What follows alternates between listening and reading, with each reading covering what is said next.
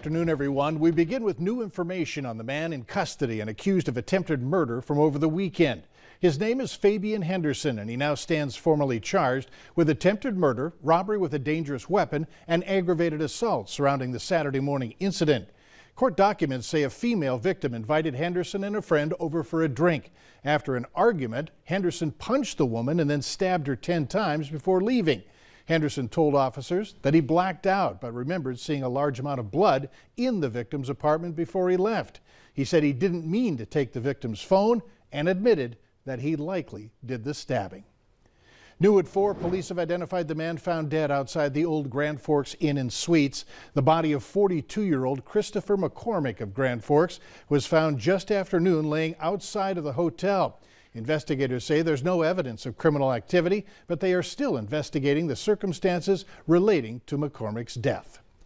A Jamestown man is in the Cass County Jail today, accused of ramming his car into an SUV several times near Castleton yesterday on Interstate 94.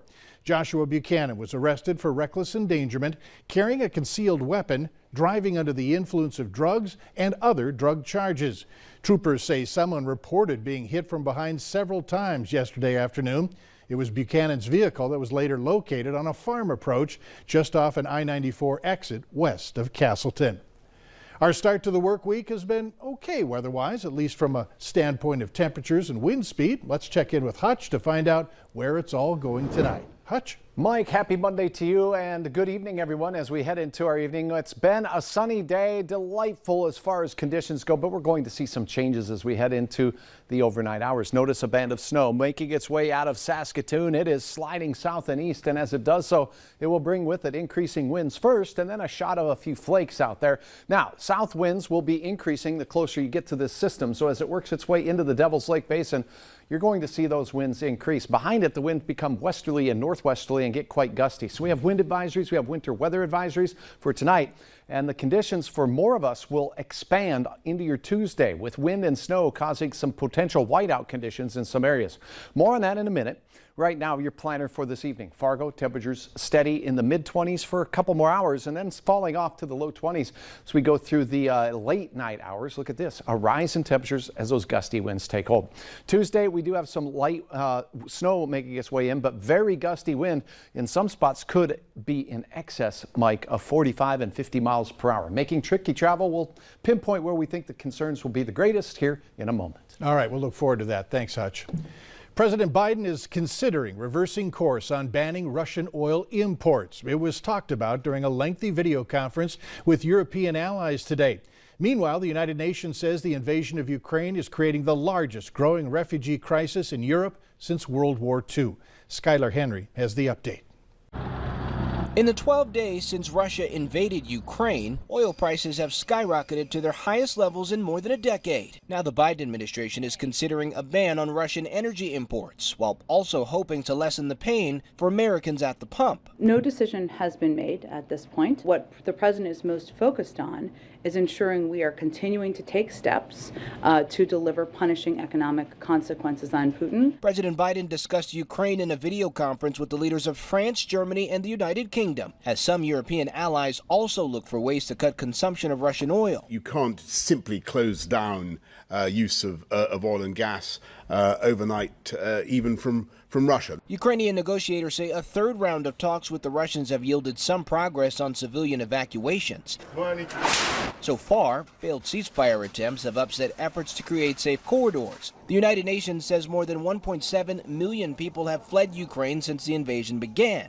The Biden administration is in discussions with allies on how to backfill countries like Poland, should Poland fulfill Ukraine's request for more fighter jets. There are a number of challenging practical questions, including how the planes would actually be transferred from Poland to Ukraine. The Pentagon has ordered 500 more U.S. troops to Europe to bolster NATO's eastern flank, where Secretary of State Antony Blinken is visiting allies. Our message to Russia, to President Putin, end the war.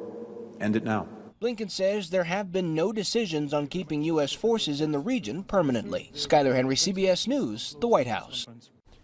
And tonight, members of the Senate Foreign Relations Committee will be receiving a closed-door briefing on the situation in Ukraine from State Department officials. Later this week, Congress is expected to take up the Biden administration's request for $10 billion in additional humanitarian and military aid for Ukraine. A seven-time WNBA All-Star center and two-time Olympic gold medalist for the Team USA, Phoenix Mercury center Brittany Krinner, is now a prisoner in Russia. She has been detained in Moscow on drug charges and faces up to 10 years in prison. Diplomats are working to get her home, but it won't be easy as the ties between the U.S. and Russia crumble. She's caught in the middle. Russian customs officials say they found vape cartridges and contained cannabis oil in her luggage at an airport near Moscow in February. She remains in custody. And people who are booking Airbnbs in Ukraine with no plans of staying there. The initiative, which gained popularity on social media, is a way to get money to Ukrainians impacted by the war. On Friday, the CEO of Airbnb said more than 61,000 nights had been booked in just 48 hours. That was raising almost $2 million for hosts in Ukraine. The company is also offering free short-term housing for up to 100,000 refugees. The Biden administration is proposing stronger population regulations for new tractor-trailer rigs that would clean up smoky diesel engines and encourage new technologies during the next 2 decades. The proposal, released today by the Environmental Protection Agency, would require the industry to cut nitrogen oxide emissions by up to 90% per truck over current standards by 2031. Although truck manufacturers are working on battery electric and hydrogen fuel cell powertrains, the EPA says that there still are pollution control devices in development that can keep diesels in use and still clean the air. This week marks 1 year since the passage of the American Rescue Plan. The Biden administration says part of that legislation will deliver clean transit systems, school buses, and clean air to America.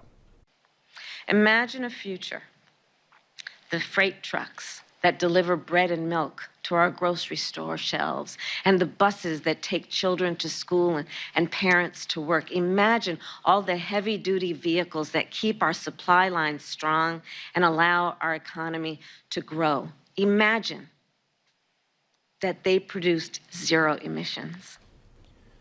The EPA also is drawing up stronger limits for greenhouse gas emissions. Current standards would be updated starting in 2027, and stronger new standards would begin in 2030.